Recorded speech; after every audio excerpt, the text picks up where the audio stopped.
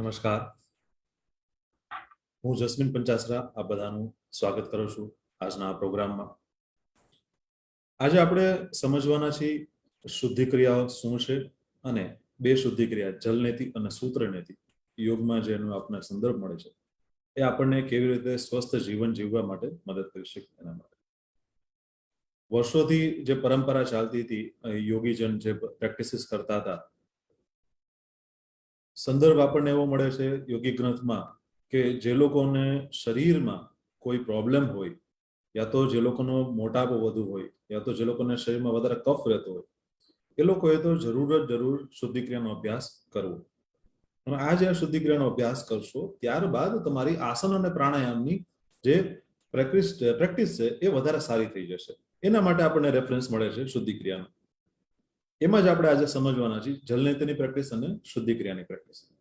તો આવો સમજીએ આપણે શું છે જલનેતિ અને શું છે સૂત્રનેતિ, અને જે શુદ્ધિક્રિયા છે એનું ઇમ્પોર્ટન્સ શું છે આપણા યોગિક ટેક્સ્ટમાં.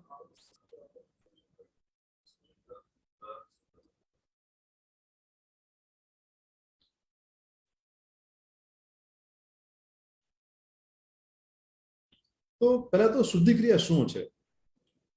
આપણે જે પ્રાણાયામ કરીએ છીએ યા તો આસન કરીએ છીએ એ શરીરના લેવલ ઉપર અને પ્રાણના લેવલ ઉપર કામ થાય છે, પણ તેની પહેલા પણ આપણે શરીરને શુદ્ધ કરવાની જરૂર છે. અત્યારે હાલ આપણે દિવાળી ચાલી રહી છે આસપાસ, તો દિવાળીની આસપાસ આપણે બધા શું કરીએ છીએ? ઘરની સાફ સફાઈ કરીએ છીએ. એ જ રીતે જ્યારે આપણે યોગીજન યોગનો અભ્યાસ શરૂ કરે છે એ પહેલા શરીરની સાફ સફાઈ કરે છે, એટલે કે બહારથી શરીરને સાફ સફાઈ કરવામાં આવે છે.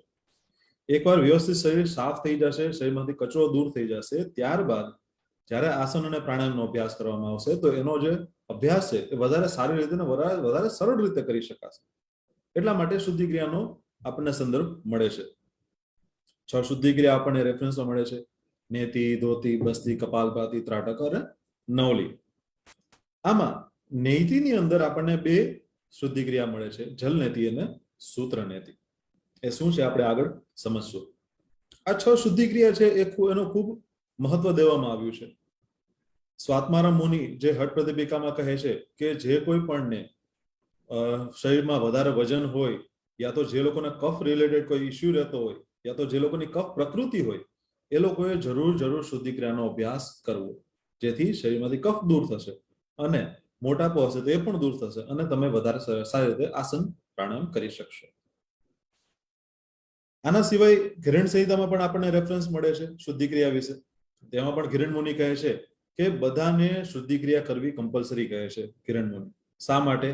કારણ કે એકવાર શરીર જો વ્યવસ્થિત રીતે સાફ સફાઈ થઈ જશે બહારથી અને વ્યવસ્થિત રીતે સફાઈ થઈ જશે તો આસનનો અભ્યાસ ખૂબ ઇઝીલી કરી શકાય. જ્યારે વજન વધારે હોય ત્યારે આપણને બધાને ખબર છે કે બધા આસન ના થઈ શકે. વધારે સમય સુધી આપણે જ્યારે પ્રાણાયામનો અભ્યાસ કરવો હોય, 1.5 થી 2 કલાક સુધી પ્રાણાયામની પ્રેક્ટિસ કરવી હોય અને વજન વધારે હોય તો બેસવામાં થોડી તકલીફ થાય. યા તો જો તમારું શરીર છે વધારે કફ વાળું હોય તો કફ વાળા શરીરમાં આપણે વધારે લાંબો સમય પ્રેક્ટિસ કરી ના શકીએ. તો આવા સમયે પહેલા આપણે શુદ્ધિક્રિયા કરી અને શરીરને સ્વસ્થ બનાવવાનું છે, શરીરમાંથી કફ દૂર કરવાનો છે, મોટાપો દૂર કરવાનો છે. એ જ્યારે થઈ જાય ત્યારબાદ તમે ઓટોમેટિક આસન અને પ્રાણાયામ માટે સક્ષમ બની જશો, યા તો સરળતાથી આસન અને પ્રાણાયામની સિદ્ધિ છે એ મેળવી શકાશે. તો સ્વાત્મારામ કહે છે કે જે લોકોને કફ સંબંધિત પ્રોબ્લેમ હોય એ લોકોએ કરવું, પણ કિરણ મુનિ કહે છે કે બધાએ શુદ્ધિક્રિયા કરવી જ કરવી આસન પ્રાણાયામનો અભ્યાસ કરતા પહેલા. હવે આપણે આગળ જોઈએ કે શા માટે શુદ્ધિક્રિયા કરવી જરૂરી છે અને કોને કરવી જરૂરી છે. વર્ષો પહેલા જયારે જમાનો હતો ત્યારે તો નાથ સંપ્રદાયમાં યોગીજન અભ્યાસ કરતા કે એ લોકોને જે આગળનો અભ્યાસ કરવો છે, કુંડલીની જાગૃત માટે હઠયોગમાં જે આગળ પ્રેક્ટિસીસ કરવાની છે એના માટે શુદ્ધિક્રિયા ખૂબ જરૂરી છે. આજકાલના સમયમાં પણ આપણે લોકો કરી શકીએ છીએ. જે સામાન્ય જન છે, જે સામાન્ય માનવ જીવન જીવી રહ્યા છે, એમાં પણ શુદ્ધિક્રિયાનો અભ્યાસ કરી શકાય છે. સિમ્પલ શુદ્ધિક્રિયાઓ છે, બહુ સરળ છે અભ્યાસ શીખવો. શરૂઆતમાં 1 કે 2 વાર થોડો અભ્યાસ શીખવામાં થોડી પ્રોબ્લેમ આવી શકે, પણ એકવાર જ્યારે આવડી જાય ત્યારે ખૂબ ઇઝી થઈ જશે અને એ બહુ સરળતાથી દરરોજ સવારે યા તો અઠવાડિયામાં 1 થી 2 વાર યા મહિનામાં 4 થી 5 વાર તમે આસાનીથી એનો અભ્યાસ કરી શકો છો. જે અલ્ટિમેટ પર્પઝ છે કે મેઇન પર્પઝ આપણો શું છે શુદ્ધિક્રિયાનો, એ તો શુદ્ધિક્રિયા શરીરની સાફ સફાઈ કરવાની છે. એકવાર ઘર સરસ રીતે સાફ થશે, આપણું જે શરીર છે એ સરસ રીતે સાફ સફાઈ થશે, ત્યારબાદ આપણે આસનનો અભ્યાસ સારી રીતે કરી શકશું. ખૂબ મહત્વ દેવામાં આવ્યું છે આપણા યોગિક ટેક્સ્ટમાં કે શુદ્ધિ ક્રિયા છે એ બહુ જરૂરી ભાગ ગણવામાં આવે છે. અત્યારે પણ હાલ ભારતમાં જ્યાં કોઈ પણ યોગ સંસ્થા ચાલી રહી છે, જ્યાં યોગના કોર્સિસ ચાલી રહ્યા છે, એ બધી જ જગ્યાએ યોગના કોર્સમાં શુદ્ધિ ક્રિયા એક મહત્વનો ભાગ છે. સર્ટિફિકેટ કોર્સ કરવામાં આવે કે ડિપ્લોમા કોર્સ હોય, MA હોય, ત્યાં બધામાં જે યોગના સ્ટુડન્ટ છે એ બધાને શુદ્ધિ ક્રિયા શીખવી ખૂબ જરૂરી છે. શુદ્ધિ ક્રિયા મહત્વનો ભાગ છે એક્ઝામનો પણ. એટલે શુદ્ધિ ક્રિયા વગર યોગને આપણે આસન, પ્રાણાયામ, ધ્યાન, ધારણા માટે આપણે જો શુદ્ધિ ક્રિયા ના કરી તો થોડી કચાશ રહી જાય. પણ એની જો શરૂઆત શુદ્ધિ ક્રિયાથી થાય યોગના અભ્યાસની, તો એ બહુ સારી રીતે થઈ શકે. હવે એકવાર આપણું મન આપણે કંટ્રોલ કરવું છે, એના પર કામ કરવું છે, તેની શરૂઆત આપણે શરીરથી કરશું. શરીરથી એટલે કે આસનથી કરશું, અને આસનથી પહેલા આપણે શુદ્ધિ ક્રિયાથી કરશું. જો શરીર સાફ હશે તો ઓટોમેટિક શરીર પર વધારે કામ કરી શકશું, અને શરીર પર કામ કરી શકશું તો ધીરે ધીરે તેનાથી મન પર ધીરે ધીરે પણ પ્રભાવ દેખાશે, અને આપણે વધારે પ્રાણાયામમાં ઊંડા ઉતરી શકશું. આથી એ ખૂબ જરૂરી છે કે આપણે અભ્યાસ સાચી રીતે એટલે કે શુદ્ધિ ક્રિયાઓથી કરીએ.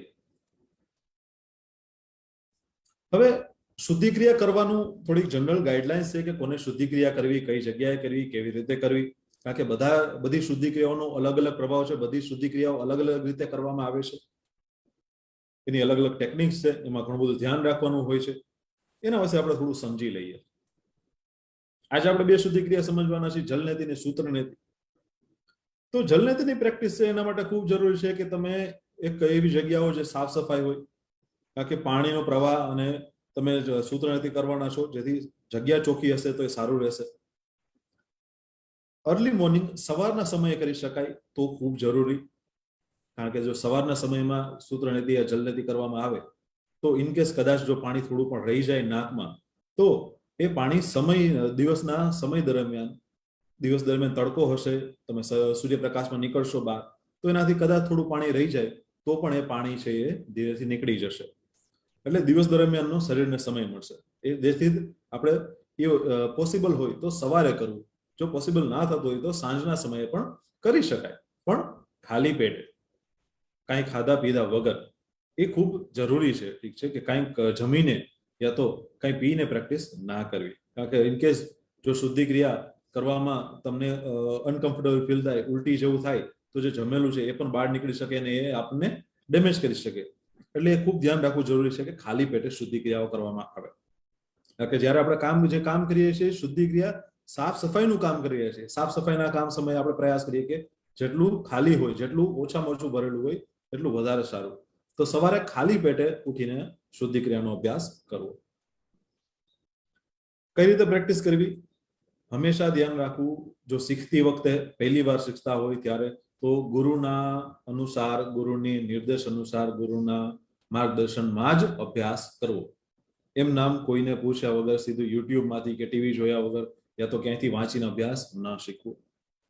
એકવાર આવડી જાય, ગુરુ આપણને પરમિશન આપી દે કે ના, હવે તમે કરી શકો છો તમારી રીતે, ત્યારબાદ આપણી રીતે આપણે ઘરે પ્રેક્ટિસ કરી શકાય આપણા સમયે. પણ જ્યાં સુધી આપણને નથી આવડતું ત્યાં સુધી હંમેશા ગુરુના નિર્દેશ અનુસાર, ગુરુના માર્ગદર્શનમાં જ અભ્યાસ કરવો. ત્યારબાદ શુદ્ધિ ક્રિયાઓ તમે દરરોજના જીવનમાં અપનાવશો, એનાથી તમારા જીવનમાં થોડા ચેન્જીસ પણ આવશે, અને ચેન્જીસ લઈ આવવા પણ પડશે. એકવાર તમે શુદ્ધિ ક્રિયા કરવાનો અભ્યાસ શરૂ કરશો એટલે તમને તમારા જીવનમાં ઘણો બધો ચેન્જીસ દેખાશે. જલનેતિ, સૂત્રનેતિ અભ્યાસ કરશો એટલે તમને ઓટોમેટિક કફ સંબંધિત જે સમસ્યાઓ છે એ સમસ્યાઓ દૂર થતી જશે, અને સમસ્યા દૂર થશે એટલે તમને સારું પણ લાગશે, જેથી તમને ખબર પડશે કે કયા જીવનમાં કયા આપણે ફૂડના આઈટમ છે કે જમવાની કઈ વસ્તુઓ છે જેના લીધે તમારો કફ વધે છે, યા તો એવું શું આપણે કરીએ છીએ જીવન દરમિયાન, દિવસ દરમિયાન, જેથી આપણો કફ વધે છે. અને આ કેટલી રોજિંદા જીવનમાં કેવી જરૂરી છે. ઘણા લોકોને કદાચ બહુ કફ રહેતો હોય તો શરૂઆતના સમયમાં દરરોજ કરી શકાય, 4-5 દિવસ અઠવાડિયા માટે.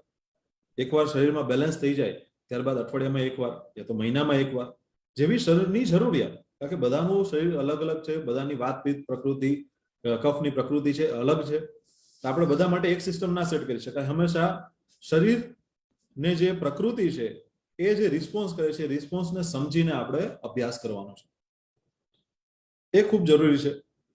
ત્યારબાદ અભ્યાસ કર્યા બાદ પણ થોડો સમય વિશ્રામનો દેવાનો છે. તુરંત જમી લેવાનું કે તુરંત કઈ ખાઈ પી લેવાનું નથી, થોડો સમય દેવાનો છે. એટલે એક ચેન્જીસ આવશે બોડીમાં, એ જે બોડીમાં જે ચેન્જીસ આવશે, ચેન્જીસને થોડું સેટલ થવાનો આપણે સમય દેવાનો છે. આ બધા થોડા લાઈફસ્ટાઈલ આપણે ચેન્જીસ પણ લઈ આવવા પડશે શુદ્ધિક્રિયાનો અભ્યાસ કરશું એની સાથે સાથે. તો હવે આપણે જોઈએ કે શુદ્ધિક્રિયામાં નેતિ વિશે શું કહે છે, એ આપણે થોડું આગળ જોઈએ. નેતિ વિશે ઘરેણ સંહિતામાં કહે છે કે જ્યારે નેતિ એટલે કે સૂત્ર નીતિ ને જલ નીતિ જ્યારે અભ્યાસ સારી રીતે થવા માંડે છે, એમાં આપણને જ્યારે માસ્ટરી મળે છે, ત્યારે ખેચરી મુદ્રા છે એ આપણે એટેન્ડ કરી લઈએ છીએ. એટલે ખેચરી મુદ્રામાં સિદ્ધિ મળે છે, અને સાથે સાથે આપણે કફ સંબંધિત કોઈ દોષ હોય તો એ દૂર થાય છે, અને આપણું વિઝન છે એટલે જોવાની દ્રષ્ટિ છે એ પણ વધારે સારી બને છે, દિવ્ય દ્રષ્ટિ બને છે એવું કહે છે. એટલે જો આપણે સારી રીતે સાચી રીતે રેગ્યુલર અભ્યાસ કરી શકીએ તો આપણને આપણે જે કફ સંબંધિત દોષો છે એ મદદ કરી શકે, અને જે લોકોને વિઝન રિલેટેડ પ્રોબ્લેમ છે એ લોકોને પણ મદદ કરી શકે. આ ટોપિક લેવાનું કારણ પણ અત્યારનું આ જ છે કે અત્યારે આપણે ધીરે ધીરે હવે વિન્ટરમાં એન્ટર થઈ રહ્યા છીએ. સવારના સમયે, સાંજના સમયે હવે ધીરે ધીરે થોડી ઠંડક થતી જાય છે. દિવાળીનો સમય છે, દિવાળી બાદ ધીરે ધીરે ઠંડક વધશે. તો અમારો પ્રયાસ એ જ છે કે જો આજના આ લેક્ચરથી ઘણા બધા લોકોને જો કફ સંબંધિત પ્રોબ્લેમ રહેતી હોય તો એ લોકો આ અભ્યાસ કરી શકીએ.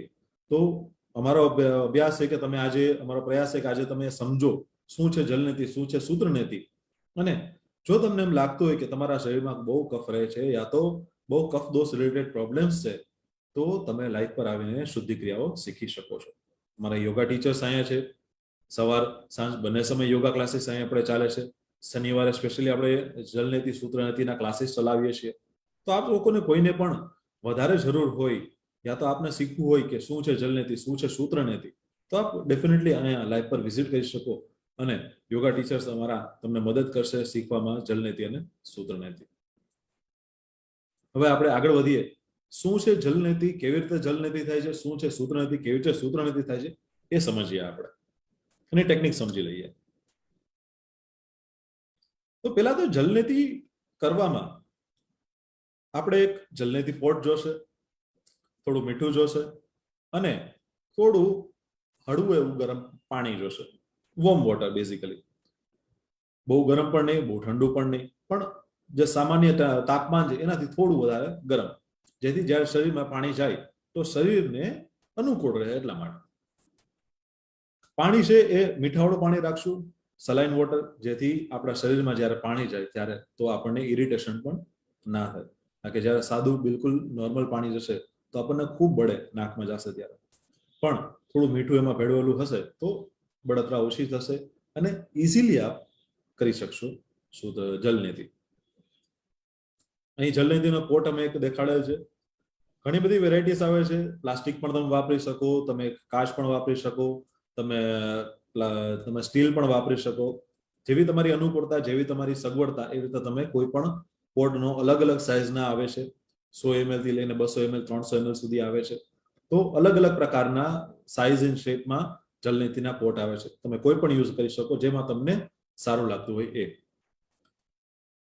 એકવાર આપણે સપોઝ કે આ જે જલનીતિ પોટ છે એ 100 ml જેવો હોય છે, તો 100 ml જેટલું પાણી એની અંદર આપણે 1 લિટરમાં 1 ચમચી જેટલું આપણે મીઠું નાખશું ટૂંકમાં. તો એ પ્રમાણે આપણે થોડું પણ મીઠું અનુસાર એડ કરવાનું રહેશે. જે 100 ml આપણે પાણી એડ કરશું, મીઠું એડ કરી અને પછી જલનીતિ પોટ ભરી લેશું. જલનીતિ પોટ ભર્યા બાદ કેવી રીતે કરવાનું છે એ આપણે નેક્સ્ટ સ્લાઇડમાં જોઈએ. આવી રીતે આપણે પોટ પકડવાનો છે, માથું થોડું ત્રાંસું રાખવાનું છે, થોડા આગળ ઝૂકીને આપણે જે એક તરફનું નાક ખુલ્લું હોય ત્યાંથી શરૂઆત કરવાની, એ ધ્યાન રાખવાનું, એટલે ઇઝીલી થઈ જાય એટલા માટે. બાકી જે કફ સંબંધિત સમસ્યાઓ એ લોકો માટે વધારે છે આ લાભદાયક. જે લોકોને કફ સંબંધિત પ્રોબ્લેમ હશે, એ લોકોને જનરલી નાક હોય એ બંધ રહેતા હોય, યા તો નાકમાં કફ જામેલો હોય, તો એ લોકોનું હંમેશા થોડી દિક્કત રહેતી હોય. તો જે તરફનું નાક વધારે ખુલેલું છે એ અભ્યાસ કરી શકાય, ત્યાંથી કરી શકાય. તો પોટને ઊંચો કરો, પોટને એક તરફથી આપ એન્ટર કરશો એટલે નાકની અંદર એક તરફથી પાણી જશે અને બીજા તરફના નાકના દ્વારમાંથી ધીરે ધીરે પાણી બહાર આવશે. બહુ સિમ્પલ છે, બહુ સરળ છે. પહેલી વાર કરીએ ત્યારે થોડી સમસ્યાઓ ફેસ કરવી પડે છે, કારણ કે અનુભવ નથી હોતો. પણ એકવાર શીખી જઈએ એના પછી ખૂબ સરળ છે. ઘરે એકવાર શીખી જાઓ ત્યારના બાદના સમયમાં તો 2 થી 3 મિનિટમાં અભ્યાસ કરી શકો. એનાથી પણ ઓછો સમય લાગશે. બહુ સરળ છે. આમાં શ્વાસ આપણે મોઢું જ ખુલ્લું રાખશું, જેથી શ્વાસ લઈ શકીએ, કારણ કે નાક દ્વારા આપણે પાણી જાય છે, તો નાકમાંથી શ્વાસ નહીં લઈ શકીએ. તો એ સમયે મોઢું ખુલ્લું રહેશે અને મોઢાથી આપણે શ્વાસ લેતા રહેશું. આવી રીતે એક તરફથી પહેલા આપણે 100 ml જેટલું જે પાણી ભરેલું હતું એક તરફથી પૂર્ણ કરશું. ત્યારબાદ બીજી તરફથી આપણે આ જ પ્રોસેસ રિપીટ કરશું. એટલે સપોઝ કે પહેલા ડાબી સાઈડથી કરેલું હોય તો ડાબી સાઈડથી આપણે એન્ટર કર્યું પાણી, જમણી સાઈડથી પાણી નીકળી ગયું.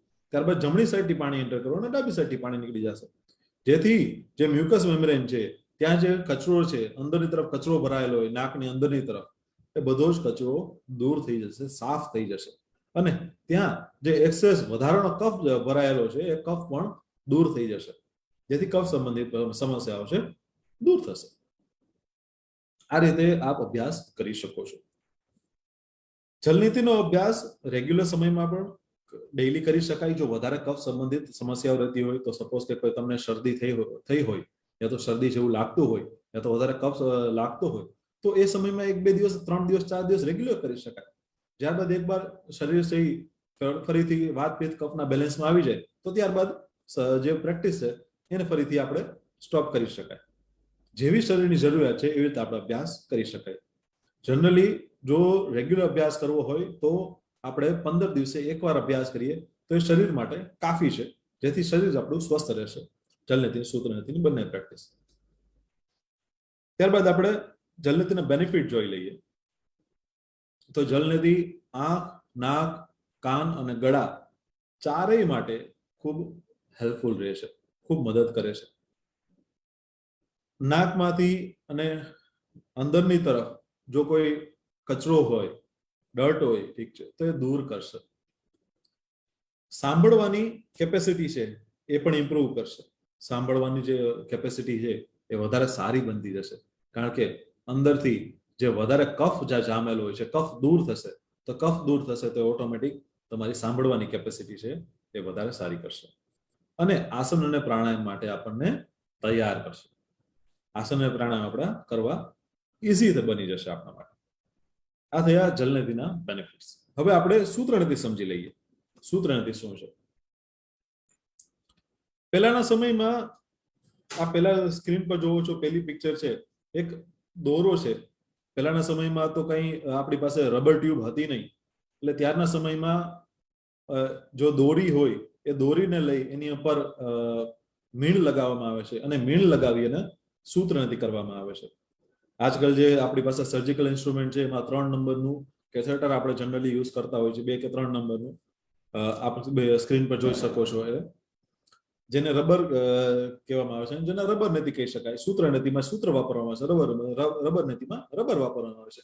અલ્ટિમેટલી પ્રેક્ટિસ સેમ છે, કે એમાં ફેર નથી. બસ ખાલી જે એલિમેન્ટ છે એ ચેન્જ થઈ જાય છે. જેમાં સૂત્ર વપરાતું હતું, આમાં અત્યારે આપણે રબર વાપરીએ છીએ આજના સમયમાં. એકચ્યુઅલી સારું છે, કારણ કે રબરની વાપરવાનું સારું બની જાય છે, ઇઝી બની જાય છે, મેન્ટેન લાંબા સમય સુધી કરી શકાય છે, સાફ સફાઈ ઇઝીલી કરી શકાય છે અને સરળતાથી આપણને મળી પણ શકે છે. એનું મેનેજ કરવું પણ ખૂબ સરળ છે. હવે આપણે સૂત્રનીતિ સમજી લઈએ. સૂત્રનીતિ કેવી રીતે કરવામાં આવશે. સૂત્રનીતિ જનરલી 1 થી 1.25 ફૂટ જેટલું હોય છે. એને આપણે માથું ઊંચું કરી જે નાક ખુલ્લું હોય એ નાકમાંથી આપણે એક છેડો એન્ટર કરવાનો હોય છે, જે બંધ છેડો હોય છે. એ બંધ છેડો એન્ટર કરી ધીરે ધીરે આપણે એને અંદર નાખતું જવાનું છે, ધીરે ધીરે અંદર જશે. ત્યારબાદ આપણે એકવાર આપણને ખબર પડે કે આપણી જીભ પાસે પહોંચી ગયો છે, ત્યારબાદ આપણે બંને આંગળીથી એને ખેંચી લેવાનું છે. ખેંચી અને આપણે ધીરે ધીરે એને રબ કરવાનું છે. થોડી વાર રબ કરી 5 થી 6 વાર 7 વાર અને ધીરેથી પછી મોઢામાંથી કાઢી લેવાનું છે. એકવાર ડાબી તરફ યા તો જમણી તરફ, જે તરફથી કરી પછી બીજી તરફથી આપણે રિપીટ કરશું. આમ આ પ્રોસેસ કરવાની છે. ખૂબ સરળ પ્રોસેસ છે, ખૂબ આરામથી કરી શકાય છે. ફરીથી અગેન પહેલી વાર કરતા હોય ત્યારે થોડું ધ્યાન રાખવું. બાકી બહુ સરળ પ્રેક્ટિસ છે, એકવાર આવડી જશે ત્યારબાદ ખૂબ આસાનીથી કરી શકાય છે. સૂત્ર નીતિનો અભ્યાસ કરવાથી નાકમાં જે બહુ લાંબા સમયથી જે મ્યુકસ જામેલો હોય યા તો બહુ જૂનો કફ જામેલો હોય એ દૂર થશે. એ દૂર થશે તો જે નવા કફને આપણે ઇઝીલી આપણે રિમૂવ કરી શકશું. બંને સાથે કામ કરે છે, સૂત્ર નીતિ, જલ નીતિ. બંનેનો અભ્યાસ જ્યારે સાથે કરવામાં આવે છે ત્યારે ખૂબ લાભદાયક થાય છે. આમાં સૂત્ર નીતિનો અભ્યાસ કરી શકાય. એના બેનિફિટ્સ શું છે? આપણી શ્વાસ લેવા અને છોડવાની જે ક્રિયાઓ છે, શ્વસન તંત્રની ક્રિયા, એ સારી બને છે. નાક સંબંધિત સમસ્યાઓ છે એ દૂર કરે છે. નાકમાં કોઈ કચરો હોય યા તો કોઈ ઇમ્પ્યુરિટી હોય તો એ દૂર કરે છે. અને આપણી ઇમ્યુનિટી સિસ્ટમ છે એ ઇમ્પ્રુવ કરે છે. અને સાથે નાકની સંવેદનશીલતા પણ વધારે છે. ઘણીવાર એવું થતું હોય, ઠીક છે, કે થોડું પણ આપણને કોઈ કચરો હોય, થોડી પણ ધૂળ ઉડે તો આપણે તરત એના લીધે કફ લાગે, તો છીંક આવવા લાગે છે, કફ વધી જાય છે. તો આવા સમયે જો તમે રેગ્યુલર સૂત્ર નીતિ, જલ નીતિનો અભ્યાસ કરતા હશો તો આવી સમસ્યા ઓછી થશે. કારણ કે એકવાર જો તમારા નાક સાફ થઈ ગયેલું હશે, એમાં કોઈ કચરો નહીં હોય, તો તમારું નાક છે સારી રીતે એને રિસ્પોન્ડ કરી શકશે. એટલે ખૂબ જરૂરી છે કે આપણે રેગ્યુલર રીતે જલ નીતિ અને સૂત્ર નીતિનો અભ્યાસ કરી શકીએ. બધા જ લોકો જલ નીતિ, સૂત્ર નીતિનો અભ્યાસ કરી શકે છે, એમાં કોઈ લિમિટેશન નથી. નાના બાળકો હોય તો 8 કે 10 વર્ષથી પછીના કોઈ પણ બાળકોને મોટા એકવાર થોડા થઈ જાય ત્યારબાદ એમને શુદ્ધિ ક્રિયાનો અભ્યાસ, જલ નીતિ, સૂત્ર નીતિનો અભ્યાસ શીખડાવી શકાય છે. કારણ કે આપણને ખબર છે કે નાનપણનો સમય છે એમાં વધારે કફ સંબંધિત જે સમય હોય છે, બાળપણનો સમય છે કફ સંબંધિત હોય છે. તો આવા સમયે કફ જ્યારે વધારે રહેતો હોય તો દવાઓ લેવાને બદલે આપણે સરળતાથી આનો અભ્યાસ કરી શકીએ અને આપણે જલ નીતિ અને સૂત્ર નીતિનો અભ્યાસ આપણે રેગ્યુલર કરી શકીએ. આ થઈ વાત જલ નીતિ અને સૂત્ર નીતિ. હવે કયા કયા સમયે આપણે જલ નીતિ અને સૂત્ર નીતિ નથી કરવાની એ સમજી લઈએ. કાકડા સંબંધિત કોઈ પ્રોબ્લેમ હોય ત્યારે, અને યા તો ગળું સોજેલું હોય ત્યારે કરતી વખતે ધ્યાન રાખવું, યા તો અવોઇડ કરવી. કારણ કે એકવાર શરીરમાં કોઈ પ્રોબ્લેમ છે તો એ સમયે ધ્યાન રાખવું કરતી વખતે. નાકમાં હાડકું આડું છે યા તો નાકમાં કોઈ વધારે ગ્રોથ છે કોઈ જાતનો અલગ પ્રકારથી, કોઈ બીજો કઈ પ્રોબ્લેમ છે, તો ત્યારે યોગ ટીચરને કન્સલ્ટ કરવાનો. યોગ ટીચર જો તમને કહે કે ના તમે કરી શકો છો, ત્યારબાદ કરવું. પોતાની રીતે પોતાની મેળે અભ્યાસ ના કરવો. તો કોઈ સમસ્યા છે તો એના માટે પહેલા યોગ ટીચરને મળવું ખૂબ જરૂરી છે. કઈ જમ્યા બાદ અભ્યાસ નથી કરવાનો, કઈ પીધા બાદ અભ્યાસ નથી કરવાનો. પાણી પીવું હોય, કઈ લિક્વિડ લેવું હોય તો લઈ શકાય, પણ અડધી કલાક, પોણી કલાક પહેલા, ત્યારબાદ તુરંત ના કરવું. યા તો નાકમાંથી લોહી નીકળવાની સમસ્યાઓ રેગ્યુલર રહેતી હોય, તો નાકમાંથી લોહી નીકળતું હોય ત્યારે ના કરવું, ત્યારે ધ્યાન રાખવું. આવી કોઈ સમસ્યા હોય ત્યારે ખૂબ ધ્યાન રાખવું જલ નીતિ, સૂત્ર નીતિનો અભ્યાસ કરતી વખતે. આ થયું આપણું જલ નીતિ અને સૂત્ર નીતિ વિશેનું જ્ઞાન. બધા જ લોકો અભ્યાસ કરી શકે છે, ખૂબ સરળ છે, ખૂબ આસાનીથી કરી શકાય છે. અહીં લાઈવ પર અમે દર શનિવારે સૂત્ર નીતિ અને જલ નીતિના ક્લાસીસ છે ચાલુ હોય છે. આપ કોઈ લોકોને શીખવું હોય જલ નીતિ, સૂત્ર નીતિ શું છે તો આપ લાઈવ પર આવી શકો, યોગા ટીચર્સને મળી શકો, અમારી સાથે ડિસ્કસ કરી શકો, તમને કોઈ સમસ્યા હોય તો, અને આપણે સાથે મળીને તમને મદદ કરશું કેવી રીતે જલ નીતિ અને સૂત્ર નીતિનો અભ્યાસ કરી શકાય. જલ નીતિ અને સૂત્ર નીતિના પોર્ટ અને નીતિ, સૂત્ર નીતિ એ પણ આપણે હવે લાઈવ પર અવેલેબલ હોય છે. ઠીક છે, તો એ પણ તમે કોઈને ખરીદી કરવી હોય તેના માટે પણ તમે આવી શકો. અભ્યાસ કરતા પહેલા એક વાત, જો તમને આવડતો હોય અભ્યાસ તો સારી વાત છે, તો અભ્યાસ ફરીથી રેગ્યુલર શરૂ કરી દો.